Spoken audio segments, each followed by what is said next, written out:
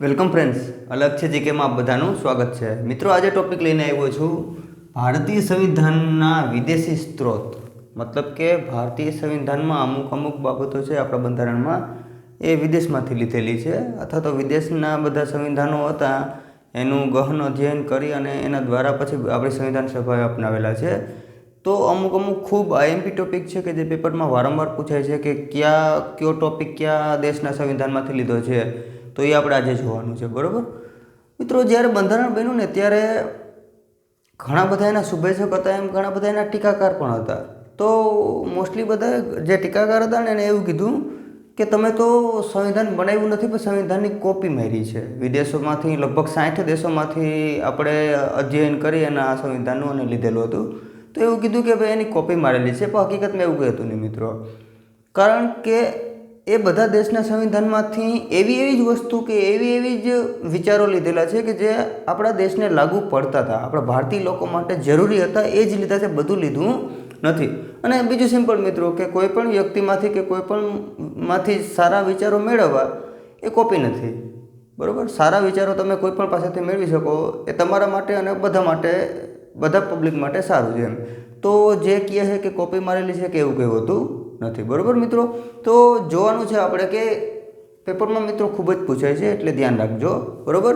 તો આપણે જોઈએ અમુક દેશમાંથી ઘણી બધી વસ્તુઓ લીધેલી છે, ઘણા બધા વિચાર લીધેલા છે, ઘણા બધા ટોપિક લીધેલા છે. તો કોનામાંથી ક્યુ લીધું આપણે જોશું, બરાબર. એની પહેલાં મિત્રો અત્યારે આપણે ટોપિક છે એમાં એવું છે કે વિદેશી સ્ત્રોત, મતલબ વિદેશી સંવિધાન જેટલા છે એમાંથી આપણે અમુક સારા ટોપિક, સારા વિચારો લીધા છે, એ અહીંયા બતાવ્યું છે. પણ ભારતીય સંવિધાનમાં મિત્રો ભારત શાસન અધિનિયમ 1935માંથી પણ કેટલું બધું લીધેલું છે. અંદાજિત જો કહીએ તો 200 જેવા અનુચ્છેદ બેઠા અથવા તો સુધારી અને લીધેલા છે. તો મિત્રો એ આપણે એની પહેલાં વિડીયો આરામથી બનાવેલો જ છે, ભારત શાસન અધિનિયમ 1935, બરાબર. તો એ પણ જોજો, કારણ કે પેપરમાં એમાંથી પણ ખૂબ પૂછાય છે. રેડી. અને અત્યારે આપણે વિદેશી સ્ત્રોત, વિદેશોમાંથી કે આપણે શું મેળવું, અથવા તો ભારતીય સંવિધાનમાં વિદેશના સંવિધાનમાંથી આપણે શું લીધું. તો એમાં મિત્રો પેલું અમેરિકામાંથી આપણે શું લીધું ને એ જોવાનું છે કે અમેરિકાના સંવિધાનમાંથી આપણે કઈ પ્રોસેસ, કઈ વિચાર લીધા.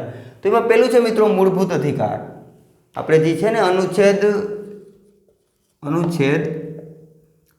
12 લઈ અને 35, ભારતીય સંવિધાનના અનુચ્છેદ 12 લઈને 35 અથવા તો ભાગ 3 છે મૂળભૂત અધિકાર. એ મૂળભૂત અધિકાર શેનામાંથી લીધેલો છે મિત્રો?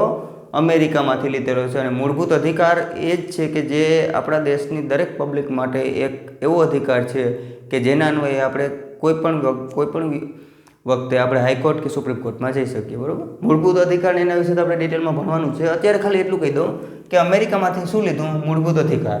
એના પછી ન્યાયપાલિકાની સ્વતંત્રતા. ન્યાયપાલિકા મતલબ કે ન્યાયપાલિકા કોઈ કાર્યપાલિકામાં કે સંસદીય પ્રણાલીમાં એને કંઈ થાય નહીં. ન્યાયપાલિકા સ્વતંત્ર એમ. ન્યાયપાલિકા ગમે નિર્ણય આપી શકશે. જે ન્યાયપાલિકાને વેલિડ લાગે, ફેર લાગે, એ નિર્ણય ન્યાયપાલિકા આપી શકશે. એટલે ન્યાયપાલિકાની સ્વતંત્રતા આપણે કેનામાંથી લીધી? અમેરિકામાંથી. તો આપણને બધાને ખબર છે કે આપણે સુપ્રીમ કોર્ટ, હાઈકોર્ટ એ સરકાર વિરોધી કદાચ જો એને ડિસિઝન દેવું હોય તો પણ દઈ શકે. જો એને લાગે કે ભાઈ આ નિર્ણય સરકાર વિરોધી છે અથવા તો આ નિર્ણયમાં સરકારના જે કાયદા છે એ ખોટા છે, તો એ પલટાવી શકે. રેડી. તો એ ન્યાયપાલિકાની સ્વતંત્રતા. પછી ન્યાયિક પુનરાવલોકન. કદાચ ન્યાયપાલિકાને એમ થયું કે ભાઈ આપણે જે નિર્ણય દીધો છે, જે ડિસિઝન લીધો છે એ હકીકતમાં સાચો નથી અને એને ઉલટાવી શકે. રેડી. એ આપણે જોશું કેશવાનંદ ભારતી કેસને આવશે, એમાં એ જ થાય છે. ભાઈ ગોલકનાથ કેસ છે એમાં એમ કહે કે ભાઈ કંઈ સુધારો વધારો આપણે આમુખમાં કે મૂળભૂત અધિકારોમાં ના કરી શકીએ. અને કેશવાનંદ ભારતીમાં એવું કહેવામાં આવે છે કે ભાઈ નહીં, સુધારો વધારો કરી શકીએ, મૂળભૂત ઢાંચામાં ફેરફાર થવો જોઈએ નહીં. રેડી. એના પછી મિત્રો બીજું શું લેવામાં આવ્યું? રાષ્ટ્રપતિ પર મહાભિયોગ. અનુચ્છેદ 61 છે, રાષ્ટ્રપતિ ઉપર મહાભિયોગ. એ કેમાંથી લેવામાં આવ્યો છે? અમેરિકામાંથી, બરાબર. પછી સુપ્રીમ કોર્ટ અને હાઈકોર્ટના જજને હટાવવાની પ્રક્રિયા. સુપ્રીમ કોર્ટ અને હાઈકોર્ટના જજ ઉપર કોઈ ભ્રષ્ટાચારનો આરોપ લાગે અને જો એને હટાવવામાં આવે તો એની પ્રોસેસ શું છે? એ પણ કેમાંથી લેવામાં આવી છે? અમેરિકામાંથી. રેડી. એના પછી રાષ્ટ્રપતિ સર્વોચ્ચ કમાન્ડર સેનાઓના. આપણે ખબર છે કે આપણી ત્રણેય સેના, ઇન્ડિયન આર્મી, નેવી અને એરફોર્સ, એ ત્રણેયના સર્વોચ્ચ સેનાપતિ કોણ છે મિત્રો? તો રાષ્ટ્રપતિ. આ હોદ્દો કઈ રીતે લેવામાં આવ્યો? અમેરિકામાંથી લેવામાં આવ્યો. બીજું, ઉપરાષ્ટ્રપતિનું પદ આખું અમેરિકામાંથી લેવામાં આવ્યું. અમેરિકાના સંવિધાનમાંથી ઉપરાષ્ટ્રપતિનું પદ લેવામાં આવ્યું. અને એવું પણ કહેવામાં આવ્યું કે ઉપરાષ્ટ્રપતિ છે એ રાજ્યસભાના પદેન સભાપતિ છે. રાજ્યસભાના, આપણને ખબર છે કે રાજ્યપદ આપણે કેમ લોકસભામાં સ્પીકર અને ઉપાધ્યક્ષ, અધ્યક્ષ અને ઉપાધ્યક્ષ હોય, એ જ રીતે રાજ્યસભામાં સભાપતિ અને ઉપસભાપતિ હોય. તો ઉપસભાપતિ છે એની ચૂંટણી રાજ્યસભાના સદસ્યોમાંથી નથી થાય, પણ સભાપતિ હંમેશા ઉપરાષ્ટ્રપતિ હોય છે. પદેન સભાપતિ મતલબ કે આ પદ ઉપર, ઉપરાષ્ટ્રપતિ પદ ઉપર જે હશે ને એ રાજ્યસભાના સભાપતિ હશે, બસ, બીજું કંઈ નહીં. રેડી? તો એ પદ પણ કેમાંથી લેવામાં આવ્યું? અમેરિકામાંથી. અને આમુખ અથવા તો પ્રીએમ્બલ, પ્રસ્તાવના આપણે જે કે એ કેમાંથી લેવામાં આવ્યું છે? અમેરિકાના સંવિધાન. એટલા ટોપિક મિત્રો અમેરિકામાંથી લેવામાં આવ્યા. એના પછી બ્રિટનમાંથી પણ મિત્રો ઘણું બધું લેવામાં આવ્યું. એક, સંસદીય પ્રણાલી. સંસદીય પ્રણાલી એટલે આપણે જે સંસદ કામ કરે છે, લોકસભા છે, રાજ્યસભા છે, એમાં લોકસભાને આપણે નીચલું ગૃહ કહીએ છીએ, રાજ્યસભાને ઉપલું ગૃહ કહીએ છીએ, એ બધી જે પ્રણાલી છે શેનામાંથી લેવામાં આવી? તો કે બ્રિટનમાંથી. બરાબર. બીજું, કાયદાનું શાસન, રૂલ ઓફ લો. રેડી? એવું કહેવાનું કે ભાઈ, અથવા તો કાયદાનું શાસન એટલે શું? તો કે દેશમાં કોઈ દેશના વડા અથવા તો કોઈ પબ્લિક મોટી નથી, મોટું કોણ છે? ભારતનું સંવિધાન અથવા તો એનો કાયદો. રેડી? કાયદાનું શાસન ચાલશે, બીજા કોઈનું નહીં. તો આ શેના દ્વારા લેવામાં આવ્યું? તો કે બ્રિટનના સંવિધાનમાંથી આ લેવામાં આવ્યું, કાયદાનું શાસન. એના પછી કાયદા નિર્માણની પ્રક્રિયા, જે આપણે હોય છે ને કે પહેલાં બિલ આવે, બિલ પસાર કરવામાં આવે, પહેલા સદનમાં રાજ્યસભા કે લોકસભામાં પસાર કરવામાં આવે, એના પછી બીજા સદનમાં જાય, એના પછી રાષ્ટ્રપતિ એના ઉપર સહી કરે, એના પછી એક્ટ બને. એ આખી પ્રોસેસ અથવા તો પ્રક્રિયા આના ઉપરથી, કાયદાના નિર્માણની પ્રક્રિયા બ્રિટનના સંવિધાનમાંથી લેવામાં આવી. બરાબર. એના પછી એકલ નાગરિકતા. મિત્રો આપણને ખબર છે કે ભારત દેશમાં નાગરિકો છે એની એકલ નાગરિકતા છે. આપણે નાગરિકતાનો જ્યારે ટોપિક જોશું ત્યારે ડિટેલમાં જોશું, પણ આપણે એકલ નાગરિકતા ધરાવીએ, મતલબ કે આપણી પાસે જો ભારતના નાગરિક છીએ તો આપણી પાસે એક જ નાગરિકતા છે, ભારતની, બસ. જો આપણે કોઈ બીજા દેશની નાગરિકતા સ્વીકારશું તો આપણી નાગરિકતા ઓટોમેટિકલી નીકળી જશે, અથવા તો આપણી નાગરિકતા કેન્સલ થઈ જશે. રેડી? એ આપણે જ્યારે નાગરિકતા ભણશું ત્યારે જોશું. પણ એકલ નાગરિકતા એ બ્રિટનમાંથી લેવામાં આવ્યું. ડખે નહીં ચડવાનું મિત્રો. અમેરિકામાં એકલ નાગરિકતા નથી, ડબલ નાગરિકતા અથવા તો દ્વિનાગરિકતા છે, એક રાજ્યની અને એક દેશની. બરાબર. પણ આપણે એકલ નાગરિકતા બ્રિટનમાંથી લીધી. એના પછી સંસદીય વિશેષાધિકાર. જો સાંસદો જેટલા હોય ને મિત્રો, એને ઘણા બધા અધિકાર મળે સંસદમાં બોલવા માટે એમ. રેડી? તો એ વિશેષ અધિકાર અનુચ્છેદ 105 એમાં એવું કહેવામાં આવે છે કે ભાઈ વિશેષાધિકાર, તો એ વિશેષાધિકાર કેના અન્વયે અથવા તો કેમાંથી લેવામાં આવ્યા? બ્રિટનના સંવિધાનમાંથી. અને મંત્રીમંડળીય પ્રણાલી, આપણે અત્યારે છે ને મંત્રીમંડળ હોય છે, કેબિનેટ હોય છે, કેબિનેટ પ્રણાલી પર શેનામાંથી લેવામાં આવી? બ્રિટનના સંવિધાનમાંથી. એના પછી મિત્રો કેનેડામાંથી શું લેવામાં આવ્યું? તો કે એક તો સંઘાત્મક વ્યવસ્થા અને કેન્દ્ર સશક્ત. સંઘાત્મક વ્યવસ્થા એટલે રાજ્ય અને કેન્દ્ર. રેડી? કે રાજ્ય એની રીતે શાસન કરશે, કેન્દ્ર એની રીતે શાસન કરશે. પણ જ્યારે બેમાંથી કોની શક્તિ વધુ એ ટોપિક આવશે તો કેન્દ્રની શક્તિ વધુ હશે, કેન્દ્ર સશક્ત હશે. આપણે એવું જ છે મિત્રો કે રાજ્ય એની રીતે કાર્ય કરે છે, સેન્ટ્રલ ગવર્મેન્ટ એની રીતે કાર્ય છે, પણ જ્યારે કટોકટી લાગુ પડી કે દેશની સિક્યુરિટીની સવાલ આવ્યો ત્યારે કેન્દ્ર સશક્ત થઈ જશે ઓટોમેટિકલી. રેડી? તો આ શેનામાંથી લેવામાં આવ્યું? કેનેડામાંથી લેવામાં આવ્યું, સંઘાત્મક વ્યવસ્થા. એના પછી રાજ્યપાલનું પદ. મિત્રો આ એમપી છે, ઘણી વખત પેપરમાં પૂછે છે કે રાજ્યપાલનું પદ કયા વિદેશી સંવિધાનમાંથી લેવામાં આવ્યું? તો કેનેડાના સંવિધાનમાંથી રાજ્યપાલનું પદ લેવામાં આવ્યું. પછી અવશિષ્ટ શક્તિ કેન્દ્ર પાસે. મિત્રો આપણે ખબર છે કે આપણું પરિશિષ્ટ 7 અથવા તો અનુસૂચિ 7માં છે કે ભાઈ સંઘ સૂચિ છે, રાજ્ય સૂચિ છે અને સમવર્તી સૂચિ છે. પણ હવે એ ત્રણેયમાં એના લિસ્ટ આપેલા છે કે રાજ્ય સૂચિમાં એટલા લિસ્ટ છે, એના ઉપર કાયદો રાજ્ય બનાવશે, સંઘ સૂચિમાં એટલા છે, એના ઉપર કાયદો સંઘ બનાવશે અથવા તો કેન્દ્ર બનાવશે, અને સમવર્તી સૂચિમાં કાયદો છે એના ઉપર રાજ્ય અને કેન્દ્ર કોઈ પણ બનાવશે.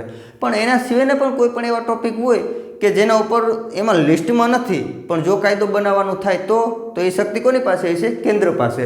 તો એવો જે છે એ શેનામાંથી લેવામાં આવ્યું? કેનેડામાંથી લેવામાં આવ્યું.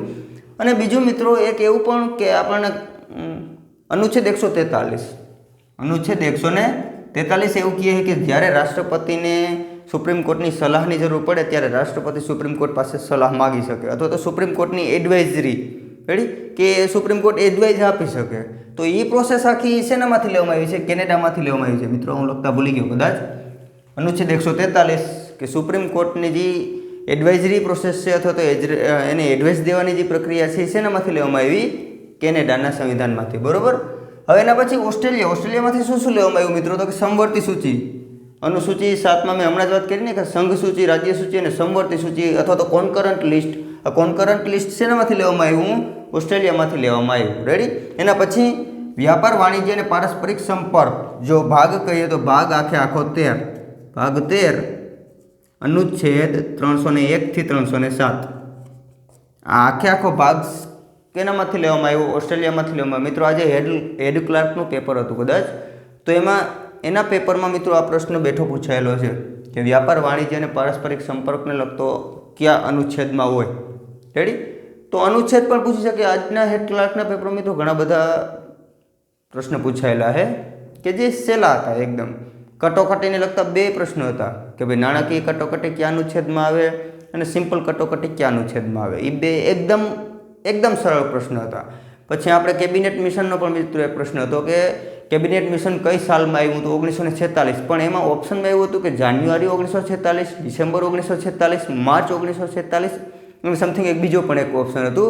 તો આપણે એમાં જો આપણો વિડીયો જોયો છે મિત્રો તો ખબર પડી જશે કે મેં લખ્યું છે કે 24 માર્ચ 1947ના દિવસે આવે છે. રેડી.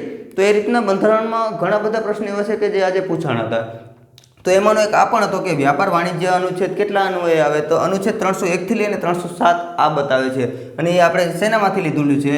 ઓસ્ટ્રેલિયામાંથી લીધું છે. અને એના પછી મિત્રો સંયુક્ત બેઠક 108 અનુચ્છેદ 108 કે જેમાં એવું કહેવામાં આવે કે જ્યારે લોકસભા અને રાજ્યસભામાંથી કોઈ બિલ અટકી પડે કે અથવા તો લોકસભા અને રાજ્યસભા કોઈ બિલ ઉપર સંમત ના થાય અને રાષ્ટ્રપતિને લાગે કે આના ઉપર આપણે સંયુક્ત બેઠક બોલાવી છે, તો એ અનુચ્છેદ 108 અન્વયે સંયુક્ત બેઠક બોલાવી શકે અને એ બિલ પસાર કરાવી શકે. તો એ સંયુક્ત બેઠકની જે આપણે છે એ કયા સંવિધાનમાંથી લેવામાં આવી? ઓસ્ટ્રેલિયા. રેડી. સંયુક્ત બેઠક અનુચ્છેદ 108માં એવું કહેવામાં આવ્યું છે. રેડી. એના પછી છે મિત્રો આમુખની ભાષા. આમાં મિત્રો જોજો આમાં પ્રોબ્લેમ થશે. આમુખ આપણે ક્યાંથી લીધું? તો કે ઓસ્ટ્રેલિયામાં અમેરિકામાંથી. રેડી.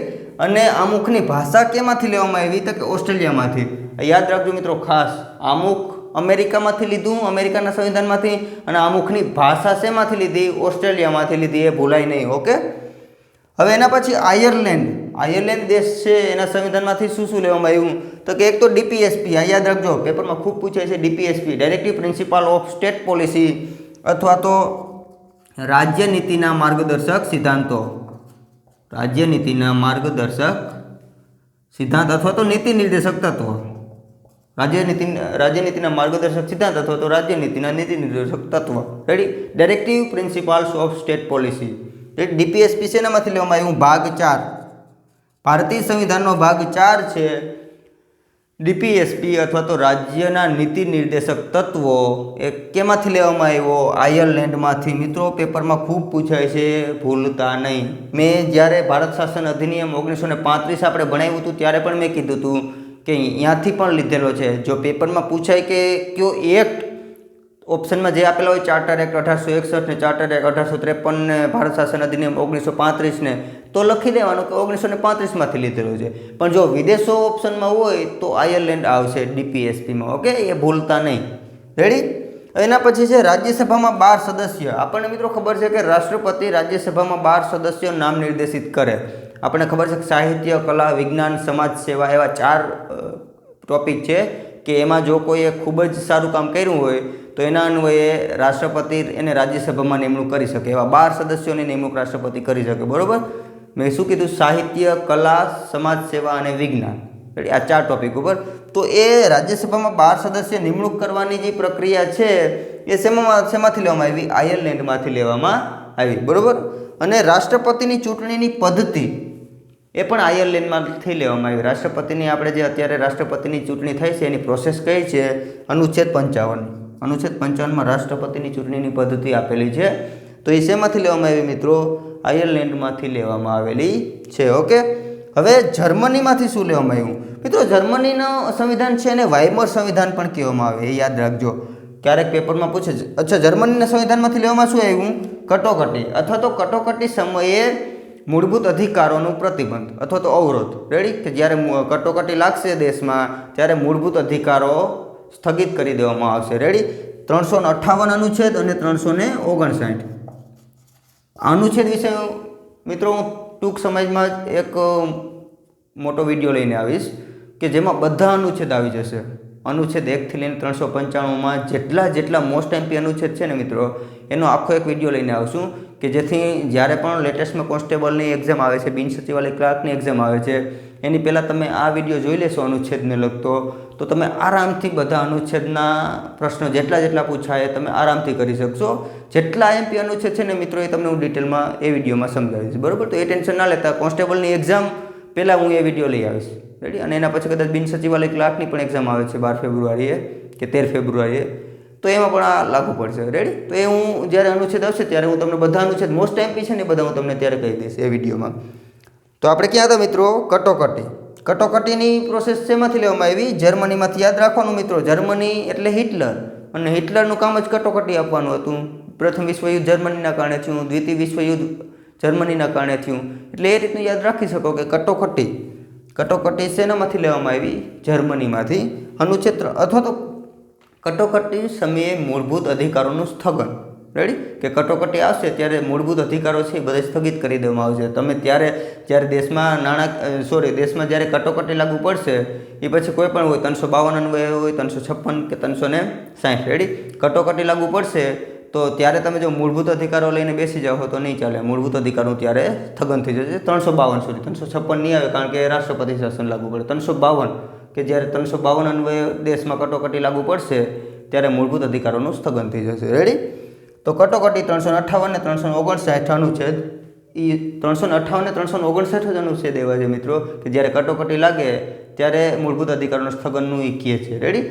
તો આપણે એ ધ્યાન રાખવાનું છે. પેપરમાં પૂછાય કે કટોકટી છે એ વિદેશના કયા સંવિધાનમાંથી લીધવામાં આવી? ભારતીય સંવિધાનમાં. તો જર્મનીનું અથવા તો જર્મની ઓપ્શનમાં ના હોય અને એવું હોય કે વાઇમર સંવિધાન, તો યાદ રાખજો વાઇમર સંવિધાનમાંથી લીધેલું છે. રેડી? એના પછી મૂળભૂત ફરજો યુએસએસઆર અથવા તો રશિયા. ત્યારે સોવિયત સંઘ હતું, રશિયા નહોતું. બરાબર? જે આજુબાજુના બધા દેશ હતા એ ભેગા હતા. જે કઝાકિસ્તાન છે, કિર્ગિસ્તાન છે, ઉઝબેકિસ્તાન છે, બધા યુક્રેન છે. રેડી? એનો આખો એક યુએસએસઆર એક સંઘ હતો, સોવિયત સંઘ. રેડી? પણ અત્યારે આપણે એને રશિયા કહીએ છીએ. રેડી?